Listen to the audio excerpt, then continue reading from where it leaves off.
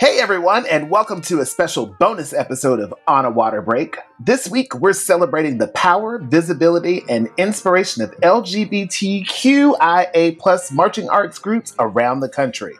We'll find out what made Chad say, I always hug Brittany before I go out, and I didn't hug Brittany before, so if I don't, I'm going to have a bad show. and why Whitney said, we did chasse, double stag, chasse, double stag, low shanae, high shanae, calypso. all this and more right here on this bonus episode of On a Water Break. 8 off the mat and go. Welcome to On a Water Break, the podcast where we talk everything marching arts. Everyone, bring it in. It's time for a water break. Hey everyone, it's Ricardo, and this is an extra special episode because there's some extra special people on this episode. And today we're honoring the amazing work being done by LGBTQIA plus Pride marching arts groups around the country. But first, joining me on the sidelines this week is, of course, my homegirl, Whitney. Hi, How you doing, girlfriend? I'm good. Went paddle boarding. Yay, summer. Look at you, being a nature gay. I love that. Now, before we get started, you need to make sure that you subscribe on your favorite podcast app, write us a review, share this with a friend or guard or band family member. If you want to be a guest, fill out the form in the link on our bio or email us at onawaterbreakpodcast@gmail.com. So we are joined by three amazing people who have brought the marching arts to Pride all over the country and somewhat the world. Please welcome Cameron Elliott, who is the Associate Director of Charlotte Pride Bands and was recently part of the artistic leadership for the Lesbian and Gay Band Association's World Pride Marching Band. Hi, Cameron. Hi. How you doing, friend? I'm good. I want to clarify real quick. The Associate Director of Charlotte Pride Band has been several years, as has Pride. So that was in 2019. Oh, But- okay. So it's been some time. So I'm not current, but former. We've moved on. I've got more stories since then. But yeah, just wanted to clarify that. They've got two awesome people filling in now. Love it. Love it. We also have on the sidelines one of my dearest dears and one of my favorite humans on this earth who shared a field with me way back in the day. Chad Greife, director of the St. Louis Pride Guard. How you doing, Pappy?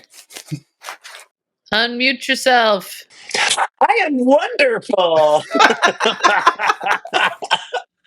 You kids and this technology. I know. Right. I am absolutely wonderful. Thank you so much for having me. I'm so glad you're here. When they told me that you were going to be on this episode, I teared up just a little bit because, I love you so much. And so I'm glad to get to spend a couple minutes here chatting with you tonight. Yeah. Yeah. And we have one more very special lady in the house. We actually share a husband. Not really, but her husband is one of my emotional support straight men. Okay. All Danielle right. Young from Indy Pride Guard. Whee! Hello. How Hello, are you, everyone. gorgeous? I am so grateful to be here. Thank you so much for having me. And I also wanted to provide some clarity. I am one of 3 administrators for Indy Pride Guard. Del Duke and Ty Zastro also are key to making the whole thing happen. So I'm happily here to represent all of us. Yes, it takes a village, don't it? It does. Yes, it does. So, time to get to know our guest the On a Water Break way. It is time for the 32 count life story. So, friends who are joining us today, here's how we do this. You get 8 counts off the mat to tell us your life story from birth all the way up until today. You want this to be fast, fun, but there's no pressure. You all know what 32 counts on the mat sounds like. So, we're going to start this off with Cameron. Cameron, you ready to do it? Do I have to count and talk at the same time? You don't have to. Not at all. All right. Here we go. 8 off the mat. All right. So my sister was yanked out first. I was yanked out 30 seconds later. So I'm a twin. Grew up in North Carolina, just outside of Raleigh. I'm a recovering Southern Baptist, bless my soul. And went off to do the music thing in college. Loved marching band all through high school. Loved marching band and color guard in college, and as a teacher, was a band director, whatnot, in North Carolina and Utah. I got Charlotte Pride Band in 2019, World Pride Band in 2019. Yes. That was pretty good with the timing and the tempo. I'm here for Not it. bad, not bad. And now I'm in Winchester, Virginia. Love it. Love it. All right, Chad, you know the drill. You're going to get 8 counts off the mat, and we need to know everything about you. You ready? Let's do it. All right, let's go.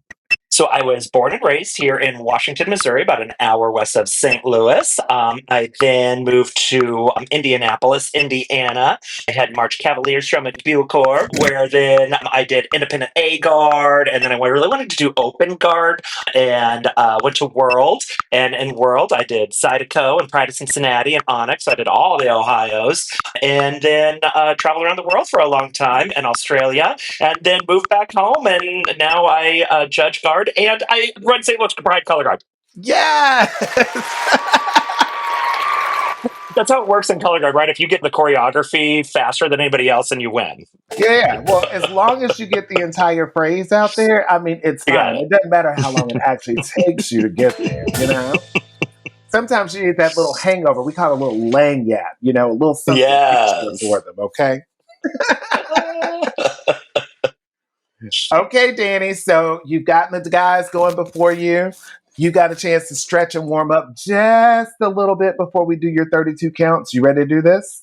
Yeah, let's do it. All right, here we go. So I grew up in Carmel. I got to do color guard there. That's how I got introduced to color guard. I got bitten by the color guard tick. I don't say bug, it's a tick. Like it just like sticks in there. So I marched a bunch of color guard, taught a bunch of color guard. Now I mostly spend my time in the pageantry area judging. I judge for BOA, I judge for IHSCGA, and then just in little pockets of the country. I really enjoy still being involved in the activity in the way that I can be with the Indy Pride Guard. So that fills a big space for me, and I love doing it. Yeah. It's nerve-wracking. Oh my gosh, why is that so scary? The metronome is like anxiety-inducing. I can't. You know, it always takes me to flashbacks of when I was like marching drum corps, and you would inevitably have those like dreams at night where the Dr. Beat was chasing you around the field. Like, yeah, that's why I'm sweating. Oh my gosh. It's that. You nailed it. It's exactly what it is. It's that. It brings back all of those crazy memories, you know. Listen, before we go to commercial, I just want to hear from the panel about your most memorable Pride performance. And I will start with mine. You know, we just had the anniversary of the Pulse nightclub shooting a few days ago. And the actual last time that I was able to perform with a group in Pride was that long ago, because I'm always usually at the Bands of America camp in the summer. And that Pride performance was so special to me because I had so many friends that were in the club that night. I lost a really good friend of mine. And as we were warming up and getting ready to go, they had these giant posters with everybody's faces of all the victims of that shooting that night. And Pride at that moment took on, I think, the true meaning of what Pride was. It wasn't just a party. It was a way for us to say how strong and resilient we are as a community. And I remember just stepping down the street that night, just kicking my legs up just a little bit higher for those people. And so that has always stuck with me. So that's one of my favorite Pride performances. Whitney, girl, what about you? Oh, gosh. So Heather and I actually started the Indy Pride Guard, and Chad was in it for a long time. Oh, most memorable. I don't know. I think maybe the first one, because we wrote, like, we just didn't know. Like, we had no idea what we were getting ourselves into. That was 2012.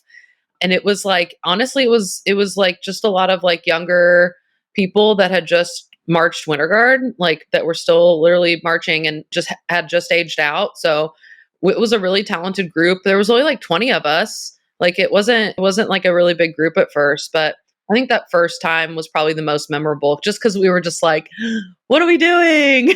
That was cool. And then it kicked off like, 12 more years of it. So I think that parade route in Indy is the narrowest in some spots. We're like, all right, get Cute, y'all. We got to get close. Yeah. You know what I love about that performance is because the rest of the country was still doing like drop spins and slams in the Pride Parade and a little booty shaking here and there. And then this Indy Pride color guard comes out and it's like all these Onyx people, all these Pride of Cincinnati people, all these Juxta people. And they're doing like full on phrases across the floors, sickening 45s. And I was like, oh, so y'all just elevated the game for the rest of us. Thank you. Was this before the We flag? didn't mean to. We just did. Because we did, oh my God, Harry Styles band, One Direction. We did What Makes You Beautiful. That was, we had a tumbling pass, if you will. We did chasse, double stag, chasse, double stag, low shanae, high shanae, calypso, and we did it. We had 6 exchange. We did back to back, throw a 6, exchange, grab each other's. It was insane. It was insane. But we're like, okay, sure, why not? The jumps were so exhausting. Like, the jumps were a bad idea, so we made sure to take note. The jumps, no jump combination. How long is the parade route? Like a mile. Oh, it's not that long, like in terms of actual mileage, but it moves really slowly, and like everyone wants to see you do the thing. So you can't like, it's really hard to take more than a few steps and then not just run it again. We learned so it's incredibly exhausting. Yeah. We learned a lot the first year. You know what's funny is like here in Florida, like Pride, it is like 9,000,000 degrees outside when we do the parade. And so it's all cute when you get started. And that first, like, 30 minutes or so of the parade is nice. And then all of a sudden the sweat just doesn't stop and you get the bigger crowds of people and they're all screaming for you to do it. And they build you up and you want to do it for them. But it's like, oh my God. I remember getting to the end of the parade and literally collapsing in the grass and just having to lay there for an hour. Yes. Could not move. So I could not imagine doing all those jumps and stuff y'all did in that routine. You guys, I have to tell you too that I actually marched in the Indy Pride Parade this year for the first time in like 5 years. And so I marched rifle, and the night before we're practicing the routine in a gym because it was raining, right? So I got a false sense of confidence. I was like, I'm good, still got it, like it's totally fine. And then the next day we're outside, it was so humid. I didn't feel like I had to warm up, so I didn't. I can't believe I survived, y'all. I can't believe I did it. I was so ill prepared. I have so many things I will do better for next year. But that 5-year gap was meaningful. That was too long. Pride will get you, honey. She'll have you cute in the beginning of the parade, and then by the end of it, you will be questioning your life, honey. Yeah, those first 2 reps, you're like, oh, this is okay. 10th rep later, you're like, I can't anymore. I'm taking a water break. You're climbing into the truck. Right? And riding on the sound system. Just so you catch a breeze from the vibration on the speaker. That humid. Not a pride parade without a little gay delusion in there, knowing that you can get in there and be like, this is going to be fine, isn't it? I got this. Not, but The rainbow and glitter will not get you through. Glitter. I need that on a t-shirt. Glitter will not get you through, honey. Yeah. Trademark it, Whitney. Trademark it right now. It's already I'm making it on my Cricut already. Got it all.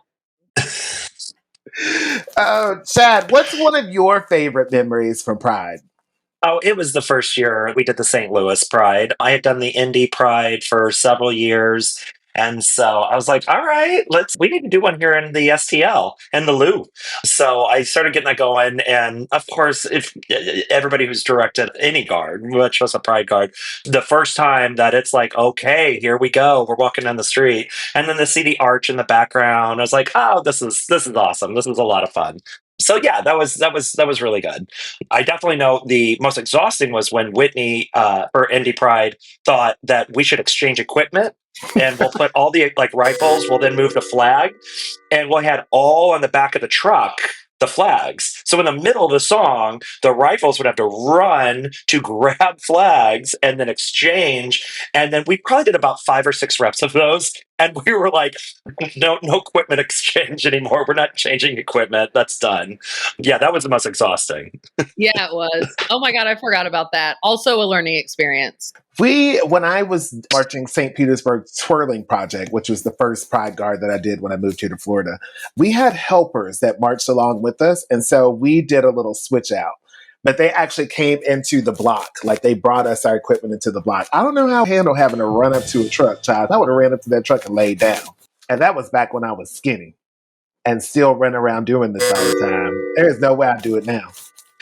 Karen, what's one of your favorite Pride? I think my favorite Pride memory was my first Pride, which happened to be in 2015 when I was a Viz Tech for Carolina Gold All-Age Corps, and they had us marching in the Pride Parade that year. And it was just the first time getting to experience what a parade was like. I felt like I was such a latecomer to it. I should have been there so many years before.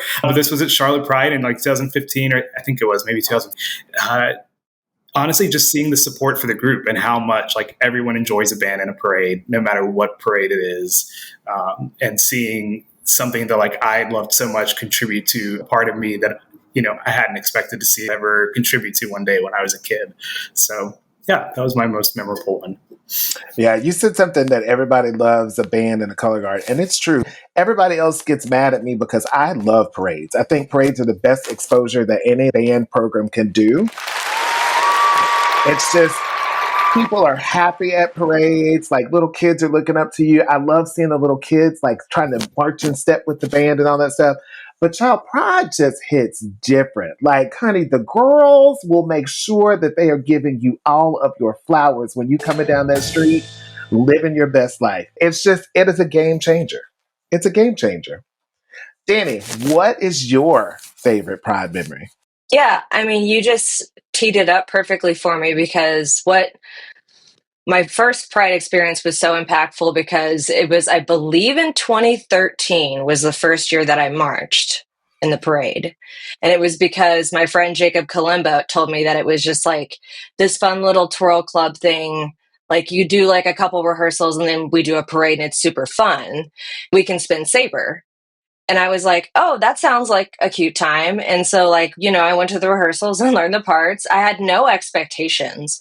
And like being a kid that grew up in Indiana color guard scene, like you're just so used to having to be like so close to perfect to get a reaction out of people. You know what I mean? Like there's just this like highbrow nature to color guard.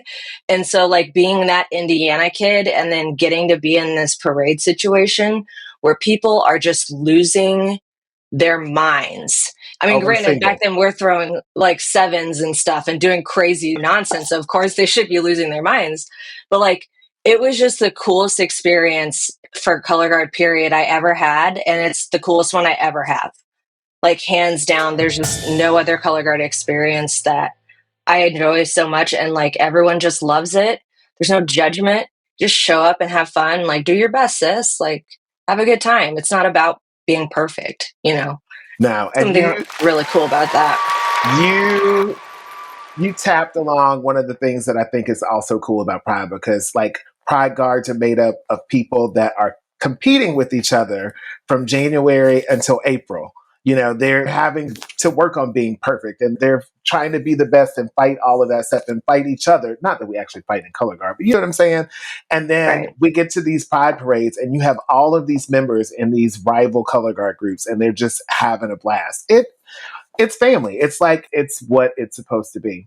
But we will return in just a moment after this commercial break with some more On a Water Break, the Pride episode.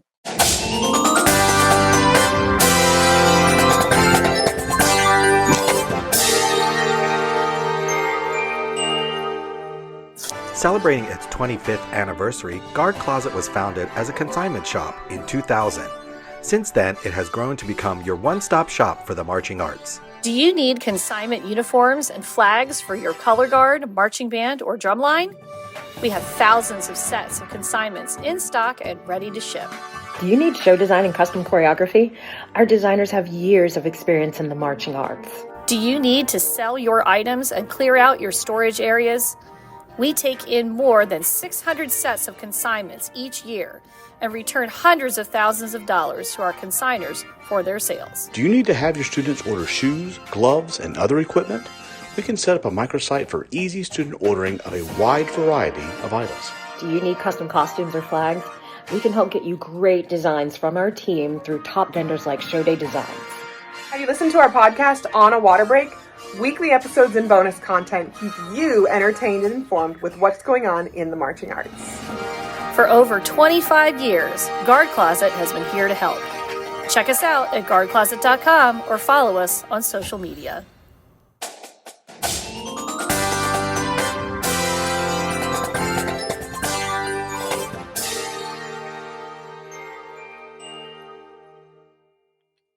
Okay, friends, let's get into it. Pride guards and bands have become a staple in pride parades, performances, and communities all over the world. With World Pride just happening in DC and band and guards coming together to take a stand, what we do is more important than ever. So let's talk to our panel about their groups and the challenges and rewards they have. So, Whitney, here is the thing. I love this conversation today because we have two other people with you that are all connected to you, and then they're also connected to me in another way. But they're connected to you because of this Pride Guard thing. Like, how did the whole Indy Pride Guard get started? And Danny and Chad, jump in and talk about what that was like getting that going. So we started in 2012. It was Philip Whiteloff and Heather and I. We decided to make a Pride Guard. I don't remember why, what the reason was. I think we were just like, let's do it. So we threw one together and made it happen. We got tank tops and did a ditty that was maybe a little extreme, but so much fun. And we just wanted to be a space where LGBTQ people and allies could come and do color guard together. And a lot of us had marched together or taught each other, or, it was cool to invite our recent graduate students to come and do it. Whether they're in the LGBTQ community or not, a lot of them are allies. So it was just a really good time, honestly. And then we just didn't stop. And it just got bigger. I think by year 3, we had about 60 people. And then it was usually in between the 40 to 60 range. And AJ Smith and Ren, what is Ren's last name now? Married name? It's Lebed originally, but I don't know his married name now. Anyways, they are 2 members that have been in it every single year. They're the only 2, and they've done it every year for a while. Yeah. Give it up for longevity. Since 2012, those 2 have been in it every year. Chad was another, for a while, it was me, Heather, Chad, Ren, and AJ were in it every year. And then Chad started doing St. Louis Pride, and then Heather and I moved to Texas, so that was harder to be involved. And then we were just kind of running it from Texas, but didn't get to come all the time. And then Danny, was it last year that we passed it on to you guys, or 2 years ago? 2 years ago. This was our 3rd year. Yeah. So we passed it on to Danny, and Del Duke had been doing it with us for a long time. And he was always great about getting the rental speakers and stuff. So that was always kind of his thing. And then just the rest of us just organized, did choreography, put the Facebook group together, got a rehearsal scheduled, and t-shirts, all that stuff.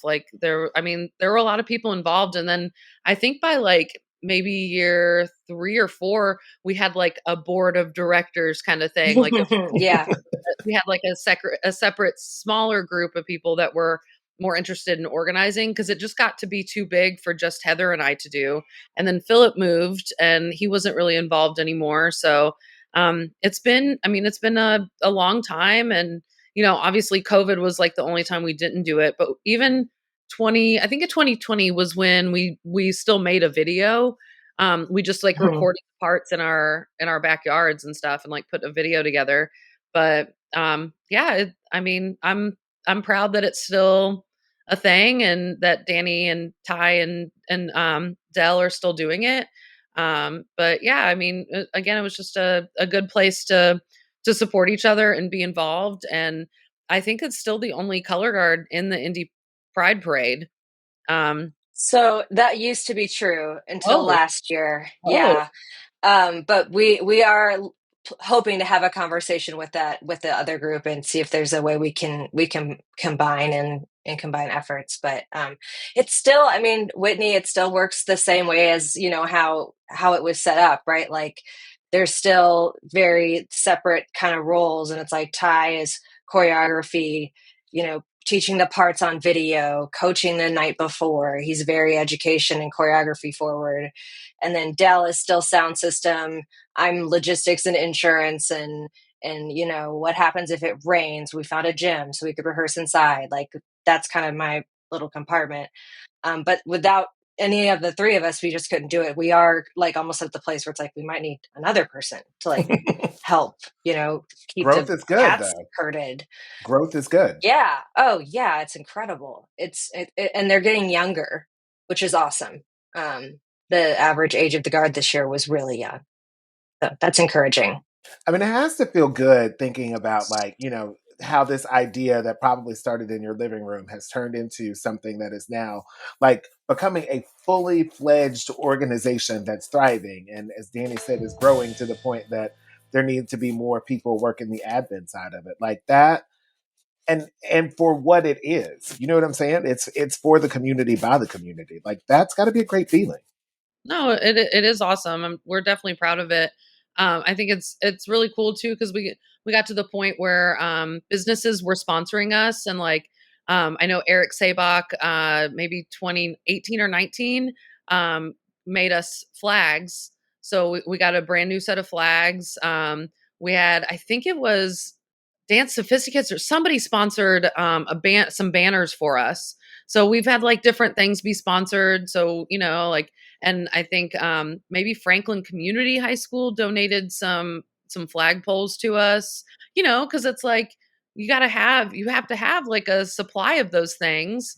Because like a lot of people own their own weapons, but not a lot of people own their own flags. So we had to like have those things that we had to keep in someone's garage. And for a long time, that was Rachel Harcourt. She was like the keeper of the things, and we would keep all the supplies in her garage. But like, those are things that you have to think about. It's like, okay, well, we need flags. We need, what are we going to wear? We need speakers. Like there's a lot of things that go into logistically, and you got to pay to be in the parade. And some parades are more expensive than others. Patty Simmons, may she rest in peace. I love her so much. She sponsored us to be in the parade multiple years. I know there was like one year it was like $500 to be in the parade. So you have to charge everybody a fee to be in it most of the time. Like there's so much that goes into it. But yeah, we are really proud that it's still going and it's still a thing. And Yeah. I got those, still have the exact same silks from the very first year. Because I would borrow them because St. Louis was always the last weekend in June. So I would borrow the Indy flags and then take them with me. We would use them, and then I would bring them back because I would come to Indy 3 or 4 times a year. And then be like, all right, here's the flags returned. And then you guys got new flags. I'm like, I'll just keep these. So good for y'all for like, I feel like so unorganized when I hear these other people. I'm like, I mean, we still get it all done. We still get the speakers and the things, but I'm just like, I do it all now.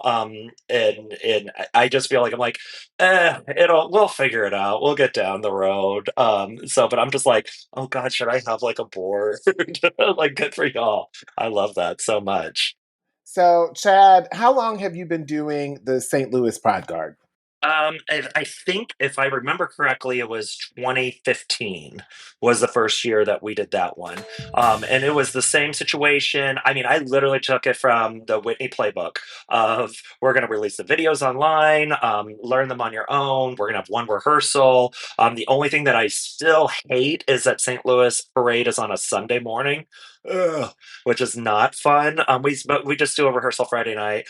So I took everything from that playbook and have not teeter too much from it. I tried some different things like, let's do choreography, let's do like diamond patterns. And they were like, no, that doesn't work. Don't do that. um, but everybody still really loves the whole like, oh yeah, saber rifle flag dancer. And then because then they're like, okay, I get to do what I love, which is I want saber, I want to dance, or I want to do rifle or whatever. And everybody gets that opportunity. So it's been so much fun. I have absolutely loved every single bit of it. We always go to Hooters right before we step off and have some cocktails. And I think that's the biggest thing that I love about doing Pride is it takes me back to what made me fall in love with Guard, which was just messing around in my friend's backyard before we even had flags with like bed sheets and pillow and broomsticks and just spinning and just kikiing and of course the older we got, let's have some cocktails while we spin.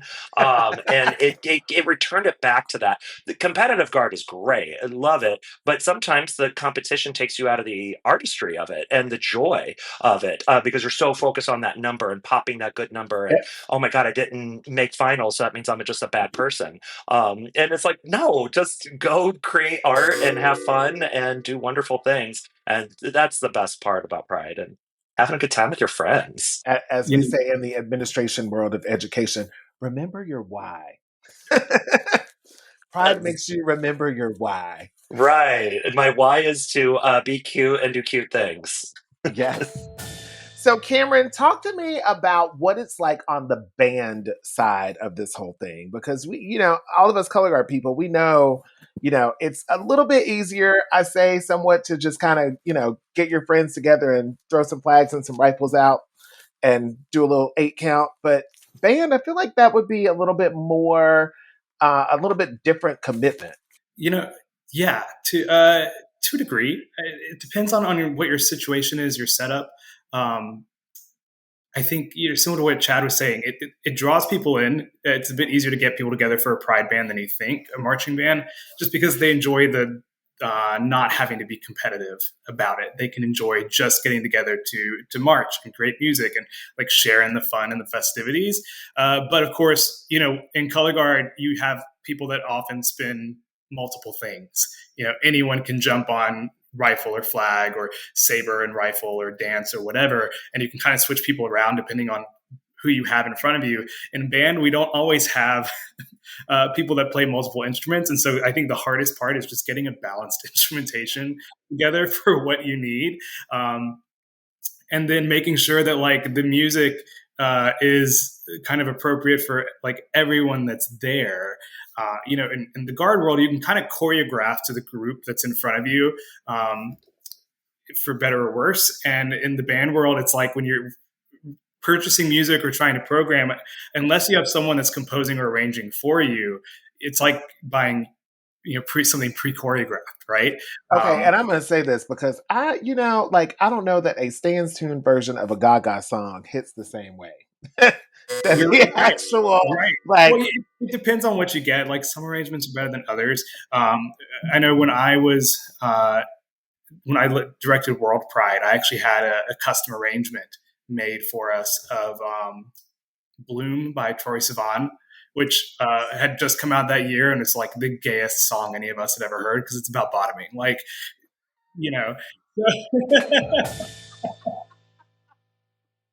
so like this is perfect for World Pride. This is what all these gays want.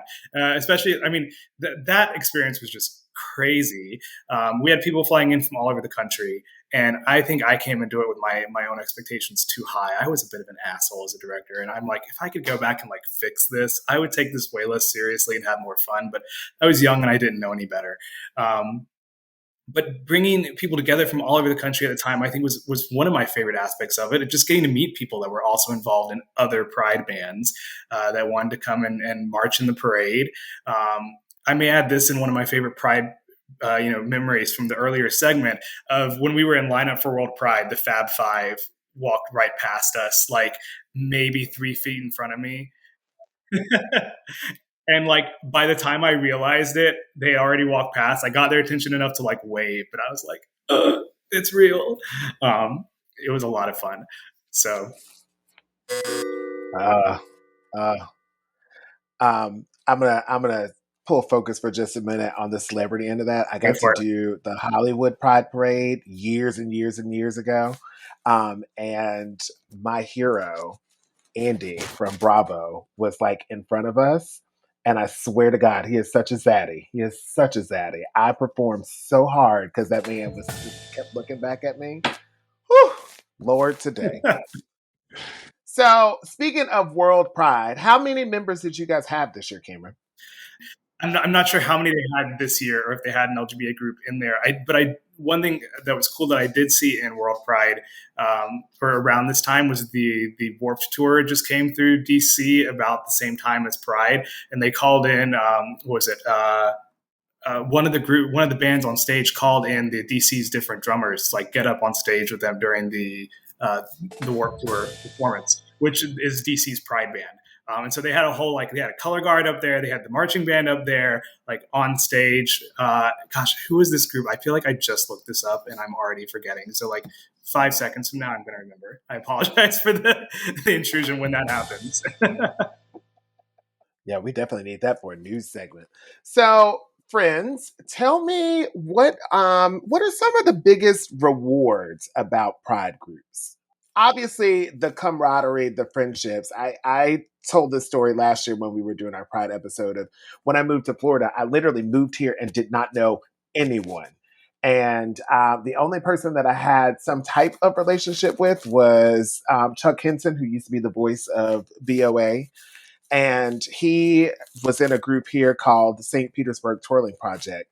And I reached out to him and he's like, oh yeah, come spin with us. And I started getting together every Sunday with this group of older gay men, spinning my rifle in a park in St. Petersburg. And that's how I made friends. And I live in St. Pete now because of them. And, you know, it gave me a safe space because I was able to do the thing that I love doing with people who understood that whole thing and they loved doing it too. And I feel like that was my biggest reward. What did you guys think that some of the rewards are for your particular groups? I personally just love kind of taking the piss on just basic color guard culture. I feel like sometimes drag queens do that, you know, where you're like, we're kind of making fun of reality, and I just like we just make jokes like, you know, if you drop or whatever, it's be like, like that was not box 5, girl, you know, and just kind of I giving each so other a hard time agree. for that. I so agree. It's just That's like, why I just fell in love with relax. it. Yeah. Yeah. Just have fun. Mm-hmm. Who cares? Just have There's no fun. equipment judge out there. Even Right. if you do drop, they're still going to love you. Or if you catch a half, they don't care. They don't They're know. drunk in They the don't know. parade. They're going to just have a great time. Just If perform. you throw a triple instead of a quad, no one cares. They're No not one counting your It's cares. fine. rotations. They don't No, they are care. not, honey. No one's releasing together anyway. It does not matter. Right. Just saying. They like when you throw it in the air, and they like when you shake your butt. Yes. Yes, Absolutely. absolutely. Absolutely. Unless One you're of my favorite things I also loved was like we would all bring our equipment to the actual Pride festivities and lay out the blankets, and then we jackass challenge each other, like, all right, 7, catch behind your back, and just like, we should not be doing some of these stunts after how much we had to drink, but we're like, sure, I've got no fear, I'll do this, and so you start doing this stuff, but it's like, oh no, these are people who've like trained by the top people in the world and have competed at high velocity that we can totally do this, and it doesn't matter whether you're 22 or 46. Go out there and you can still pop that stuff out there. You still got it. Oh yeah. Yeah, people would come up to us at the festival and be like, "Oh, you guys were in the parade. You were so awesome!" Like that part of it is cool too. That you still get like random people, not color guard people, like actual random people that are like, "Oh, we saw you, yay!" And it is a bit of a celebrity factor thing that happens because everybody remembers the color guard people. Like, you know, there are other people that are just in the parade and it's like whatever.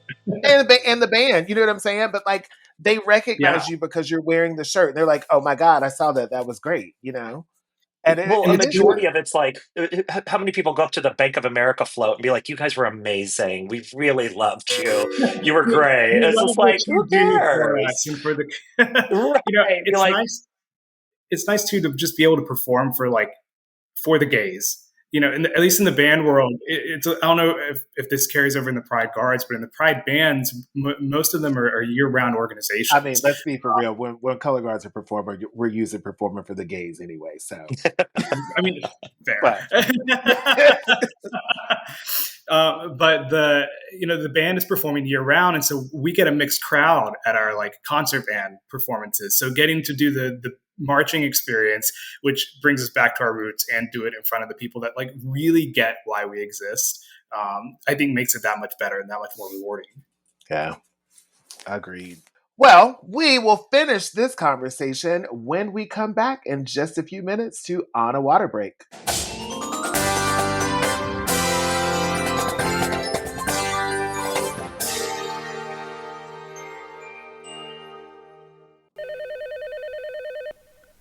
Ready to elevate your travel game? Welcome to Peak Group Travel, the ultimate adventure creators. Whether you're planning an unforgettable class trip, a once-in-a-lifetime parade experience for your marching band, or a choir tour full of memorable performance venues, Peak Group Travel handles it all, so you can focus on making memories. From breathtaking international destinations to amazing adventures right here at home, Peak Group Travel customizes every journey to your vision. We're not just planners, we're your partners for the trip you want for your students. Our online registration portal makes managing your pre-trip experience smooth and convenient. We even collect your payments if you'd like. Picture it, effortless planning, unmatched experiences, and smiles that last long after the journey ends. That's the Peak Group Travel difference. And if you choose to partner with Peak on your next tour, and you mention that you heard about us on the On a Water Break podcast, you'll earn a $100 trip credit. Discover why groups everywhere trust Peak Group Travel. Follow us on Facebook, Instagram, and LinkedIn, and be sure to visit peakgrouptravel.com today. You pick the date, and we'll make it great.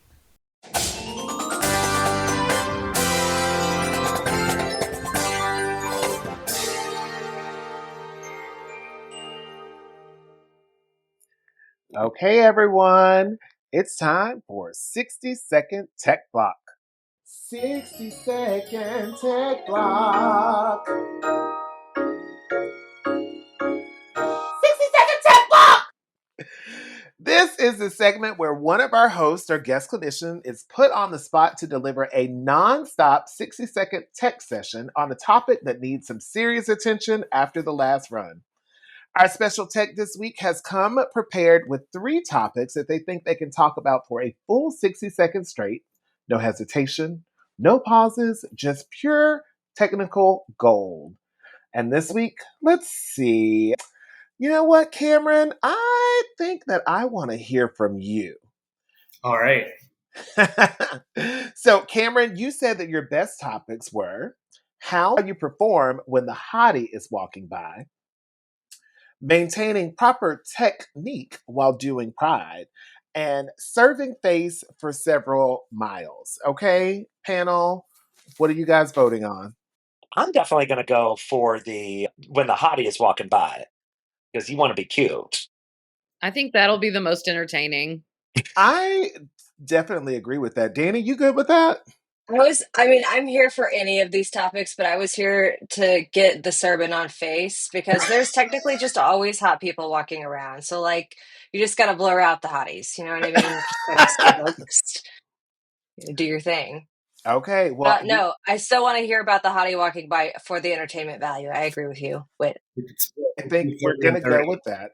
We're going to do how you perform when the hottie is walking by. Danny, do you have your phone geared up to 60 seconds for us? I do. Okay, Cameron, this is all you, my friend. You are going to give us a masterclass in technique on how we are going to perform when the hottie is walking by. Are you ready to do this? I'm ready. All right, here we go. Danny, it's on you. All right, ready in 3, 1.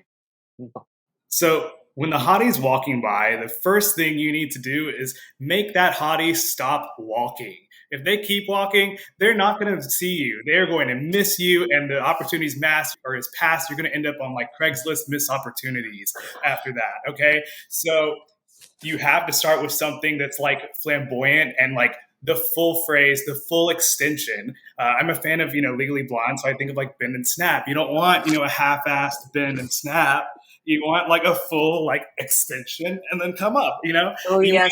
want Yep. full You got 20 seconds left. Woods experience. Okay, so something big and grand that's going to catch their attention, and then you got to make it a little seductive. So, are you 15 gyrating seconds in left. the right places? Are the hips loose? Are the shoulders moving? Are you licking your lips a little bit? Like, what are you doing to get them to say, "Ooh, I want a piece of that Happy Meal right in front of me"? 3, Right. 2, So, 1. That's a minute. Make them stop. Wow. I feel very informed about this Incredible. now. Absolutely incredible. I'm so informed. All of my flabbers are gasted right now because that was, That needs to be in taught to all essence, guards forever and ever. Now accepting like clinician booking with all the Pride Guards around the country. absolutely. And you know what's funny is I do use that analogy a lot when I'm teaching the kids, like especially when we're doing across the floors to get them to perform. I'm like, imagine that person that you think is just the hottest person in the world. They're on the other side of the room. How are you going to walk over to them? And that honestly brings kids out of their shell. And I think that, my experience in doing pride parades before I was married, okay, when I saw the hottie walking down the street, I would do those things, Cameron. And I'm so glad that you explained it technically to us. So, Well, the best part was now that you have their attention, give them something to look at. Right. We could flip it around and say, what if you're the hottie walking down the street in the Pride Guard? How do the other people get you to stop and stare? okay, exactly. Well, that was a solid 60-second tech block. Hopefully, someone out there just got the tech advice that they didn't know they needed. I know I did, child. But now it's time to switch things up. I don't think anyone needed that. We all needed it. But it's time for everyone's favorite, what are we doing? What are we doing?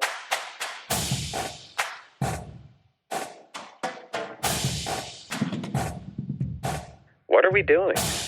Okay, this is the part of the show where we let loose a little bit or maybe a lot. This is your chance to rant about something in the marching arts that just does not make sense. Maybe it's a tradition that needs to go. Maybe it's a habit that performers can't seem to break. Maybe it's something that makes you think, why are we even doing this? Or why haven't we started doing this yet? Whatever it is, this is your moment to call it out. So, who's got something they need to get off their chest? Sister Whitney, I know you got some what are we doing, honey. Can you come back to me? I actually don't have anything negative to say for once. Oh, write this down. I got you, girl. Listeners, write this down. On this date, Whitney Stone says that she has nothing negative to say, okay? Put it in the minutes, put it in the gay agenda. Well, all right? I got something for water. What are we doing? Okay, come the on, superstition. Superstition. Oh my God. I didn't throw this very last toss before I went onto the floor. I always hug Brittany before I go out, and I didn't hug Brittany before. So if I don't, I'm going to have a bad show. That's what that means. Girl, that has nothing to do with it. Get that out your head right now. Stop being so damn superstitious. Just trust your technique. Trust the training and go out there and have a good time. Knock it off. Just calm down. So I want that to go. But what I wish they would do, I want lights. I want them to shut off the lights in UD Arena. I want LEDs. I want a light show. I want I need to pull focus to that back corner. Girl, there's a spotlight. Oh, okay. And then want to change. We've got sound. We got all that. I want lights. And then I want to see those lights reflecting off some nice lame. Yes, I want the full theatrical expression. Absolutely. I know it'll probably be difficult to program all those lights, but we can work this out. Just, press play in a computer format with a light board and it'll be fine. I would love love that. rotations under a spotlight. Ask the blast people about that. They'll be fine. Okay, I have spun on stage before with stage lights in my face, and I'm just going to say that whereas it seems like it's a good idea, it is probably the scariest thing in the world because you really do have to trust your technique, child, because the minute you Trust open up those hands, honey, it is a prayer and a Hail Mary. And you know what? Here we go. So speaking of the superstitions, listen, there's one superstition because I am Southern, y'all. I know that y'all don't believe this, but the walking through the same door, I do that anyway in my normal life. I don't split poles. And so I do want to keep that superstition just because I know that my grandmother would roll over in her grave if we were splitting poles places. So, All right, you're allowed to have that one. There you that's go. the only one That's I my want to least keep. favorite one. That's my least favorite. Sorry, I love you. I I grab people when we're literally walking down physically the street. cannot. Yeah. I physically cannot split the pole when I'm walking with Jeff, and we walk all the time. Yeah. I literally physically can't do it. But I'm not gonna like hold up my show. I'm just gonna not split the pole on my way to where I'm going. You know what I mean? Like it's a Right. different kind of superstition, in my Right. opinion. Oh, I have physically grabbed Matthew and pulled him around a pole when we were just walking like out downtown somewhere. I can't do it. I just, no, I can't do it. Well, I would always I carried over Rosie's tradition of the Altoids before a performance and hand those out, your performance bills. And then the one time I forgot to get Altoids before a show, the guard was like beside themselves. They're like, that's it. We might as well just fold. Let's just go home. Let's just don't even perform. I'm like, girl, all right, let's calm down a little bit. We did it with Tic Tacs and the kids. If I forgot the Tic Tacs in Yeah, the car or whatever, they were just like, we had they're a done. bad show because of you. I'm like, no, girl, you had a bad show because your hands were bad. That's why. Right. Do not put that on me. Cameron, what are we doing? So if we're still going to have like gendered corps and groups out in the world, Chad, no offense, I know the Cavaliers runs deep, but like, why haven't we had like the all-female corps since like the 70s or 80s? Where's our like all non-binary corps? Where's our all transgender corps? Like, if we're gonna keep the Cavaliers around, be like, all right, two can play that game. Like, I want to see that. I want to see that. Like, so my trans friends that I know are like some of the most like creative, like go-getters that I know, and to see a corps of like performers full of that energy and like that creativity, like, come on, the male thing is tired. Not tired, honey. I have to agree. I remember back in the day when we did have some all-girl corps, and they were sickening. Like, they were sickening. And I also remember the Phantom Regiment when the Phantomettes were all girls. I love that too. That was kind of my jam. So you know what? I'm going to get on board with this one. Yeah, let's do that. I do want to point something out in this conversation, though, that I think is important, just as when I'm thinking about the dynamics of this. A lot of all-male drum corps have been propped up because of generations of alumni support. And if you think even back in the day, 30, 40, 50 years, it would have been a lot more difficult for women to generate that kind of ongoing generational wealth support just because of how socioeconomics work and home economics. Mm-hmm. Yeah, I don't think it's because anyone doesn't want that. Yeah. What? Yeah, right. So I But I think we will have say, to, the most take the bait. entertaining thing is getting on the alumni Facebook groups because, where's my popcorn? I Oh, it's so crazy. accepted the Madison Scouts just finally becoming co-ed, and we're in what year 3 or 4 of that now. I think it's year 4, right? 4 or 5 since COVID. So yeah, The majority of the guards I marched were co-ed, and I loved marching co-ed. There's something about the energy, with your best Judy, that it was fun. I loved it. see, I've had experience on both ends of it. I mean, the first year I marched drum corps, I was the only boy in the color guard, and then the next year I was the only girl in an all boy color guard. So,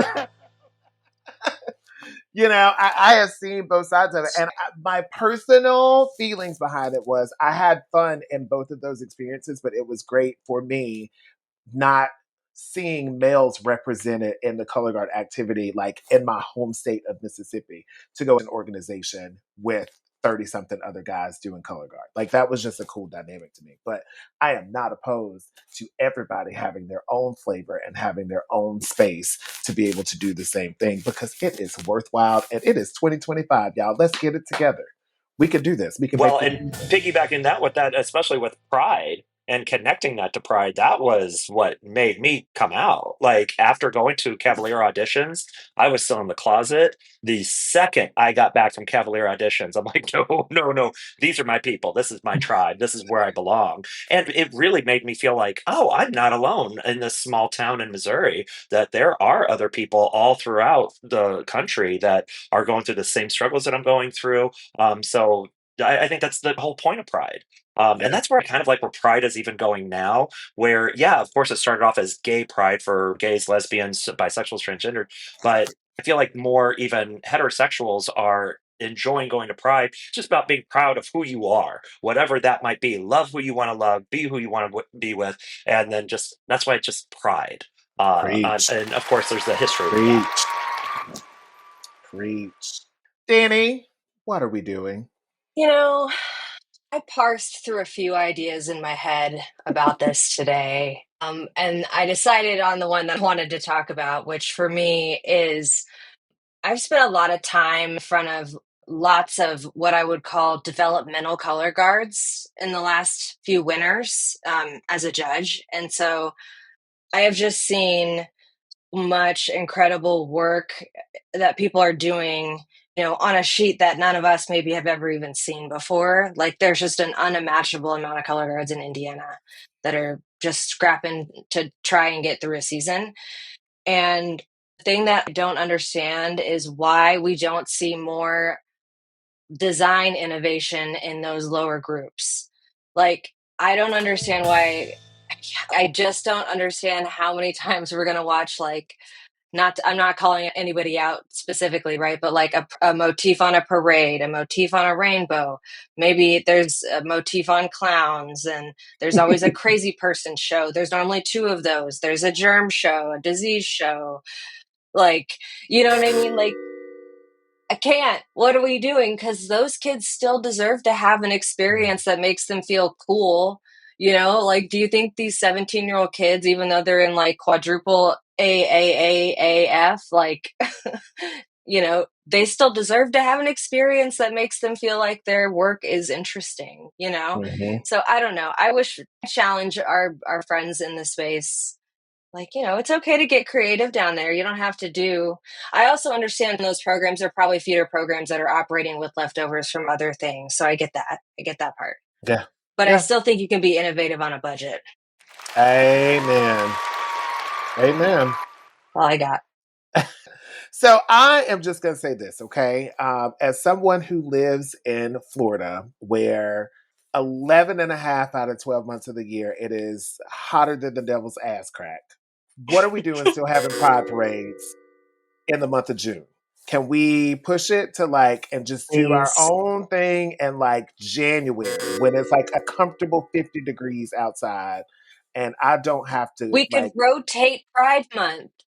You know what I we mean? should. We should. Yeah. We should do Pride Month in the north. It doesn't have to be in June. Okay, right. So we should do it in the north in June when it's cute to be outside in the summertime. But then here in the south, we need to do it in the winter when it's comfortable to be outside. I'm going to put up a petition for that. So, yeah. So all we have to do to get that done is just we'll go to New York to the Stonewall Inn in a nice crisp November day, and then we'll throw stones and we'll start a riot again, and we'll just start a new tradition. I have it. Here I come. It's Jeremy. I'm jumping. You want this cute little pride around the country? I'm here for it. If you all can get engaged to come to a cute little Philadelphia for our fest in the fall, cute little fall festival, right? In the fall, have that come out. In 2026, come to Philadelphia in June and have a cute little time because it's going to be 2026 and it's going to be the 250th birthday and all those kinds of things. I agree. Understand is hot in those other parts of the world. However, it's June, darling, and it's Pride Month, so I don't know what to tell you. Get over it. Get into Pride Month. It's June. And on that, Papa came and stole your joy. I'm going to jump on Ricardo's side for a moment. June can still be Pride Month, but this way you extend Pride Month throughout the year. Right. Any month, Pride Month. right? Absolutely. The gays will go away. Love that. They will love that. Let's do it. Yep. Would Well, it's also make also it's nice to wear your really short booty shorts and a crop top in June. Girl, we can do that in Florida in January. Great job, everyone. Set your equipment down. Gush and go. I just moved to Miami. I can only imagine. All right, we got that off our chest. So now let's bring some positive energy into the room. Welcome to Gush and Go. This is your chance to shout out something awesome that's happening in your life, marching arts related or not. Maybe you're excited about a performance, a student success, a big life event, or just something cool you want to brag about. No negativity here, Whitney. Just pure, unfiltered hype. So who's got something to gush about? Danny, I'm going to start with you. How did you know that I had something to gush about? Hey, call it intuition. Intuition. Yeah. So I actually have two things. So the first is that a good friend of mine named Sarah Field and are directing the color guard for the MFA Honor Band, the Bands of America Honor Band in the Rose Bowl parade for the coming new year. So we're very excited about it. Jeff and were on staff at that parade 4 years ago, last time we did it, and it was a wonderful time. And this time there's no COVID or minimal amount, whatever. So it's going to be really cool. We're still accepting applications for color guard students. So if you are a color guard student who would be interested, you need to talk to your band director or your color guard director, have them nominate you on the Music for All website. So that's one. And then the other one that I'm going to be teaching with my good friend Michael O'Neill at the TBA Student Summit, sponsored by Bands of America, Ultimate Drill Book in Sassy. That's on July 26th in San Antonio, and that registration is still open. You go through TBA for that. But we're excited. This is the first time for the color guard for that. Nice. Congratulations. Event. Cool Thank deal. you. Thank you for letting me gush. Oh, of course. Whitney, what you gushing and going about, girl? Hi. I'm living in this house for about 2 more weeks, and then we are moving to Houston. I never thought I would move to Houston, but here we are. I will have lived in Austin for almost exactly 10 years, like a week short of 10 years. And I'm going to be the new color guard director at Bridgeland High School. Get it. So proud of you. Congratulations. Thank you. Congratulations. Cameron, what are you gushing and going about? Similar to Whitney, I also have just moved. I mentioned I was in Winchester, Virginia now. I just got my first college professor job at Shenandoah Conservatory, so I'm teaching music education. Nice. Congratulations. I'm excited. Everybody's just got such great things going on. Pappy, what are you gushing and going I love about? that you still call me Pappy. So many people are like, who's Pappy? I was the oldest person in the Cavaliers color guard because my birthday is one day after the cutoff. So my nickname was Pappy. Pappy. So, no, I just found out I'm pregnant. So, no, I just always wanted to say that. I know you've been trying. For years and years, girl. No, I just opened up my 6th company. So I now have a boutique hotel, a boutique hotel, a bar arcade. We're literally just opening up laser tag at the bar arcade, and I have a construction company, a holding company, and with all my properties on it, and now we just are opening up a med spa. So I'm learning all sorts of wonderful things about red light therapy and cryotherapy and all sorts of wonderful things. And I leave for Scotland in 2 days. Honey, my sister is a mogul, okay? A mogul. What? I can't even. So, you know what? I'm going to go ahead and gush. I am very excited because I am about to start packing my bags to get ready for the Bands of America summer camp. This is year 22, 23. 23. This is year 23 for me. So I am super excited about that. And then I get to go on the road with the Academy for a while and get to see my babies. It's been a few days since I've been with them, and I'm really excited. I'm really excited for everybody to see the show because it's going to be good. It's good. Can you talk? Are you allowed? Have they announced it? Yeah, we announced it. It's called London Fog. And it's basically It's set in Victorian England, and it's what happens in the fog that covers the city of London. Like, you never know is the fog good? Is the fog bad? Like, do you embrace the fog? It's just gonna be fun, honey, with some pretty colors and some cute twirls. I love those shows. It's called Gush and Go, not Gush and Thank Stay. you. Let's go. Well, thank you to my good sister Whitney for joining me for this bonus Pride episode, and to our amazing, amazing guests, Danny, Cameron, and Chad, or Pappy. Hey, where can folks follow your groups and yourselves on social media, Danny? So I'm actually off social media because I need to heal my brain because I started using it obviously as a teenager. So I'm completely off of social right now. I get back on at some point in my life, but if you need me, ask Whitney or anyone on this podcast knows how to get hold of me. Yeah. Cameron, what about you? I'm on Facebook, Instagram. Folks can find me there, Cameron Elliott, 2 L's, 2 T's, or I won't pop up. Charlotte Pride Band, for anyone in that area that's interested, should be on Facebook and Instagram as well. If you're in the Raleigh area of North Carolina, the Triangle Pride Band is there. Alex Alberti's fantastic. And then I think when I did World Pride, it was the Lesbian Gay Bands LGBT organization, but I think it's now Pride Bands Alliance is the name of the group that oversees all that, and they should also have full socials. I think it's pridebandalliance.org, I believe, is the thing for that. Business Mogul, how can people check you out? You can find me on Facebook and Instagram at Chad Greife. And then, if you're ever in the St. Louis area and you're looking for a cute place to stay, riversirenshotel.com, and a nice little barcade called The Alley. That's at washmoalley.com. And if you want some nice spa treatment, it's called The Collective, River Sirens Collective. So if you're looking for a nice little staycation, we're right off the Amtrak, so you can have a nice little staycation. Or if you're anywhere in the Midwest, come check us out. Oh, and St. Louis Pride Color Guard. If you're a color guard person in the St. Louis area, we usually have about 100 people in our guard. So come join us. Oh, I love it. Well, thank you again to our wonderful guests. But one more thing, subscribe, rate, and review us. Send us a video or an email if you want to be featured on the show. And you can follow us at On a Water Break Podcast. So we'll see you next time on A Water Break.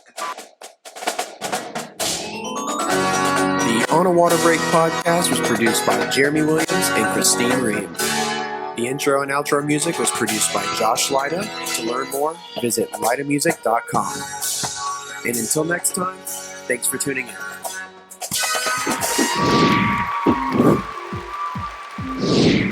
in.